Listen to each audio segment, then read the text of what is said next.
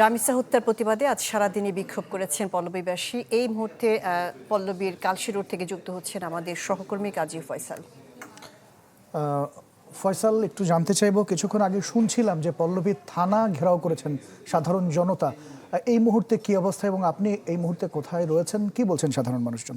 ঈদ আসবে, সাথে ক্যাশব্যাকও আসবে। নিজের বা প্রিয়জনের জন্য কেনাকাটায় এবারও নগদ পেমেন্টে পাচ্ছেন দারুণ ক্যাশব্যাক। তাই যাই কিনুন, পেমেন্ট করুন নগদে।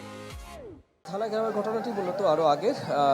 থানা আসলে ওইভাবে ঘেরাও করা হয়নি, তবে কিছুক্ষণ আগে বিকেল থেকে কিন্তু এই পল্লবীর কালশী সড়ক অবরোধ করে রেখেছে বিক্ষুব্ধ জনতা। আমি ঠিক সড়কের মাঝখানে ডিভাইডারে রয়েছি। আপনি দেখছেন যে আমার দুই পাশের সড়ক কিন্তু অবরুদ্ধ অবস্থায় আছে। কিছুক্ষণ আগে কিন্তু এই সড়কে আগুন জ্বালিয়ে বিক্ষোভ জানিয়েছে বিক্ষুব্ধ জনতা, এবং তারা বলছেন যতক্ষণ না পর্যন্ত রামিসা হত্যার বিচার চূড়ান্ত হচ্ছে, বিচার বাস্তবায়ন হচ্ছে এবং বিচার কার্যক্রম দ্রুত অগ্রগতি না হচ্ছে, ততক্ষণ পর্যন্ত তারা শুধুমাত্র এই সড়কে আন্দোলনে কিন্তু তারা থেমে থাকবেন না। তারা কিন্তু নানান রকমের কর্মসূচি ঘোষণা করছেন। তারা বলছেন যে আগামীকাল যেহেতু শুক্রবার বা জুমা, তারা সড়ক অবরোধ করবেন এবং বিক্ষোভ প্রকাশ করবেন।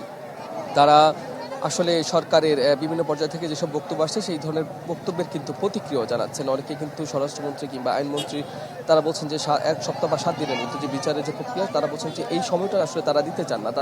তারা চান যত দ্রুত সম্ভব এই রামিসা হত্যার ঘটনায় বিচার যেন করা হয়। এবং আপনি দেখছেন যে সড়ক দিয়ে যদি একটি বা দুটি যানবাহন চলাচল করছে, সেগুলো কিন্তু বাধা দিচ্ছেন স্থানীয় লোকজন, কিন্তু সেগুলো আসলে কোনোভাবেই চলতে দিচ্ছেন না। তারা বলছেন তারা সড়ক অবরোধ করে রাখবেন যতক্ষণ না পর্যন্ত এখানে সরকারের ঊর্ধ্বতন মহল থেকে এসে তাদেরকে সুস্পষ্ট কোনো বক্তব্য না জানান দেয়, ততক্ষণ পর্যন্ত তারা এই সড়কে অবরোধই রাখবেন।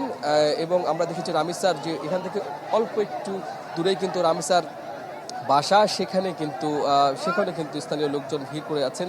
সেখানে আমরা দেখেছি বিচারের দাবিতে কিন্তু নানান রকমের প্লেকার্ড এবং ব্যানার কিন্তু সাটিয়ে দেওয়া হয়েছে এবং এখানে তারা ক্ষোভ প্রকাশ করছেন। তারা বলছেন যে শুধুমাত্র রামিসা হত্যাকাণ্ড নয়, সারা দেশের বিভিন্ন স্থানে যেসব শিশু হত্যাকাণ্ড হয়েছে আগে কিংবা সাম্প্রতিক সময়ে, এসব হত্যাকাণ্ডের কিন্তু সুষ্ঠু বিচার তারা দাবি করছেন। এবং এখানে বিক্ষুব্ধ জনতা একজন রয়েছেন, আমরা আসলে দেখেছি অনেকে ক্ষোভ প্রকাশ করছেন।